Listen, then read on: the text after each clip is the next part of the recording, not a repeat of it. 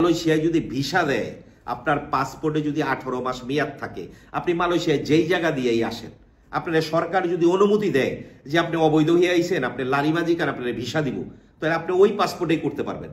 আর যদি আপনার লারিবাজি কান সরকার ভিসা না দেয়, ব্ল্যাকলিস্ট সরকার যদি ভিসা না দেয়, আপনি 10টা পাসপোর্ট নতুন করেন, ভিসা আপনি করতে পারবেন না। মালয়েশিয়াতে বাংলাদেশিদের একটা বিস্ফোরা হইয়া দাঁড়াইছে, সেটা হলো পাসপোর্টের সমস্যা। আর এই পাসপোর্ট রিনিউ করতেও সমস্যা, আবার নতুন করে বানাইতেও সমস্যা। এর জন্য একমাত্র দায়ী আমি যদি বলি আমার দিক থেকে বাংলাদেশ এম্বাসি। আমি ইএসকেলরেও বলবো না, আবার যারা কমপ্লেইন করেন যে ইএসকেলের সামনে দালালরা দাঁড়ায় থাকে, অ্যাপয়েন্টমেন্ট নিতে হয় টাকা দিয়া, ওই দালালদেরও দোষ দিব না। এর জন্য একমাত্র দায়ী বাংলাদেশ এম্বাসি। এখন ইএসকেলের কাছে ধরেন 40-45টা কাউন্টার আছে। এখন 40-45টা কাউন্টারে তো ইএসকেল পাসপোর্টের কাজ করে না, সেখানে ভিসা সেকশন আছে, অন্য সেকশন আছে তাদের। তাহলে কথা হইতেছে এই জায়গায় যে যেহেতু ইএসকেল এটা সম্পূর্ণ করতে পারতেছে না, ইএসকেল এই 300-400 লোকের একদিনে ব্যাকআপ দিতে পারতেছে না, তাহলে ব্যাকআপ দেওয়ার জন্য বাংলাদেশ এম্বাসি যে আরো 2টা জায়গা পর ভাড়া নিছিল, যে ই পাসপোর্ট করার জন্য যে 2টা জায়গা ভাড়া নিছে, যে আমাদের ট্যাক্সের টাকা কিংবা আমাদের পাসপোর্টের টাকা ব্যয় করে এরা যে কয়দিন পর নাটক করে বিল্ডিং ভাড়া নেয় ই পাসপোর্ট করার জন্য, আপনারা সেই বিল্ডিংয়েও কাজ করেন। একটা উদ্যোগ নেন ভাই, 50% ইএসকেল দেন, 50% আপনারা করেন, অন্তত মানুষ হয়রানির শিকার না হোক। এই যে দিনের পর দিন মানুষ হয়রানি করতেছেন, আপনারা হয়রানির শিকার হইতেছে। একটা পাসপোর্ট আসতে 5 মাস 6 মাস লাগে, মানুষ অ্যাপয়েন্টমেন্ট নিতে 3 মাস লাগবে, মানুষ তো মারা যাবে ভাই। আপনারা ইচ্ছা কইরা দূতাবাস থেকে ইচ্ছা করে মানুষরে অবৈধ বানাইতেছেন। মালয়েশিয়াতে বর্তমানে যত অবৈধ পাসপোর্ট না পাইয়া অবৈধ মানুষ বেশি হইতেছে। আরেক বেকুব, এগুলি হলো 1 নম্বর বেকুব। কিরকম বেকুব? কলিং এ আইছে। আপনারা আমার কথা শুনলে রাগ হইতে পারে, কিন্তু এটা বাস্তব সত্য। কলিং এ আসছে, আসার পরে অবৈধ হয়ে গেছে।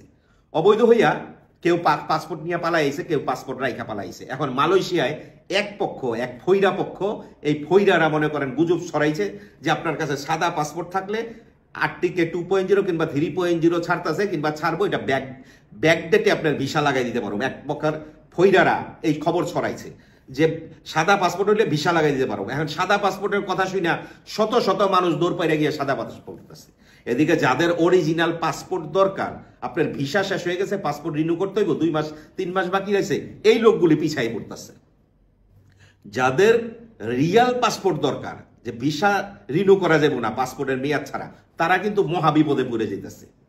তাদের অনেকে অবৈধ হয়ে যেতেছে পাসপোর্ট হাতে না পাইয়া, 5 মাস 6 মাস ধরে অনেকে পাসপোর্ট জমা দিয়ে পাসপোর্ট পাইতেছে না।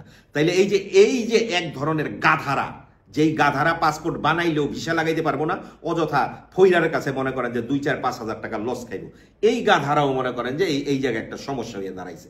ভাই, মালয়েশিয়ায় যদি ভিসা দেয়, আপনার পাসপোর্টে যদি 18 মাস মেয়াদ থাকে, আপনি মালয়েশিয়ায় যেই জায়গা দিয়েই আসেন, আপনার সরকার যদি অনুমতি দেয় যে আপনি অবৈধ হয়ে আইছেন, আপনি লারিবাজি কান আপনার ভিসা দিব, তাহলে আপনি ওই পাসপোর্টেই করতে পারবেন। আর যদি আপনার লারিবাজি কান সরকার ভিসা না দেয়, ব্ল্যাকলিস্ট সরকার যদি ভিসা না দেয়, আপনি 10টা পাসপোর্ট নতুন করেন, ভিসা আপনি করতে পারবেন না। কাজী যাদের পাসপোর্ট করার প্রয়োজন তাদেরকে সুযোগ দেন ভাই পাসপোর্টটা করতে। আপনাদের তো প্রয়োজন নাই, অযথা কেন আপনারা ইএসকেলের সামনে একবারে পাগলের মতো ভিড় জমাইয়া মাথা নষ্ট করতেছেন। আর বাংলাদেশ হাইকমিশনের কথা বলবো যে ভাই, আপনারা তো এমন কোনো কন্টাক্ট ইএসকেলের সাথে নাই যে আপনারা পাসপোর্ট করতে পারবেন না, এমন কোনো কন্টাক্ট আপনাদের ইএসকেলের সাথে নাই। ঠিক আছে, মহামান্য আদালত অনুমতি দিছে ইএসকেলের ফর্ম ফিল আপ করার, কিন্তু ফিঙ্গার করার তো ইএসকেলের অনুমতি দেয় নাই, মেশিন ইএসকেলের ভিতরে রাখার তো অনুমতি দেয় নাই।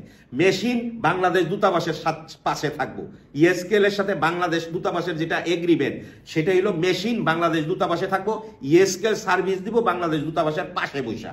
কিন্তু এখন কি করছে, বাংলাদেশ দূতাবাসের পাশে ইএসকেলের কোনো জায়গা নাই, ইএসকেল অন্য এক জায়গায় গিয়ে জায়গা ভাড়া লওয়ার কারণে বাংলাদেশ দূতাবাসের মেশিন নিয়ে আসছে ইএসকেলের ভিতরে। এখন ভোগান্তির শিকার হয়েছে হাজার হাজার বাংলাদেশিরা, হাজার হাজার মালয়েশিয়া বাংলাদেশ প্রবাসীরা। এটা সমাধান কে করবে? বাংলাদেশ সরকার বর্তমানে আমি এক কথায় বলতে পারি গাঁজা খেয়ে শুয়ে রয়েছে। বাংলাদেশ সরকার গাঁজা খেয়ে শুয়ে রয়েছে, এগুলি তারা চোখে দেখে না। পাসপোর্টের ভোগান্তির কারণে মারা যাচ্ছে, এটা দেখার কারণ নাই। বাংলাদেশ এম্বাসি ইচ্ছা করলে তারা যে নতুন জায়গায় ভাড়া নিছে আমাদের টাকা দিয়া, আমরা 300 টাকা দিয়া পাসপোর্ট বানাই, 700 টাকা পাসপোর্ট বানাই, সে পাসপোর্টের টাকা দিয়া দিনের পর দিন বিল্ডিং ভাড়া নেয় আর বৈশা থাকে, ওই জায়গায় কোনো কাজ করে না। তারপরে ওইটা একটা লস প্রজেক্ট। তো এইভাবে আপনারা আর কতদিন করবেন? বাংলাদেশ এম্বাসির যে মহামান্য, আপনারা কি বলে, মহামান্য ডেপুটি হাই কমিশনার কিংবা মহামান্য হাই কমিশনার, আপনারা যে এই যে গাঁজাখুরি কাজগুলি করেন, কয়দিন পরে পরে জায়গা ভাড়া নেন, এই জায়গাগুলি ব্যবহার করেন ভাই, জায়গাগুলি ব্যবহার করেন, অন্তত ব্যবহার করেন। ইএসকেল এর সাথে এমন কোনো কন্ট্যাক্ট নাই যে ইএসকেল ফর্ম ফিল আপ করবে, অন্য কেউ করতে পারবে না, এমন কোনো কন্ট্যাক্ট নাই। কাজী আপনারা নিজেরা অর্ধেক করেন, ইএসকেল অর্ধেক করতে দেন। মেশিন আপনাদের কাছে থাকার কথা। সো ইএসকেল যেটা পুরা কমপ্লিট করতে পারতেছে না, সেটা ইএসকেল এর অর্ধেক করতে দেন, আপনারা অর্ধেক করেন। নতুন বিল্ডিং যেটা ভাড়া নিছেন, দয়া কইরা মানুষরে বাঁচান ভাই, আর পারতেছে না মানুষ।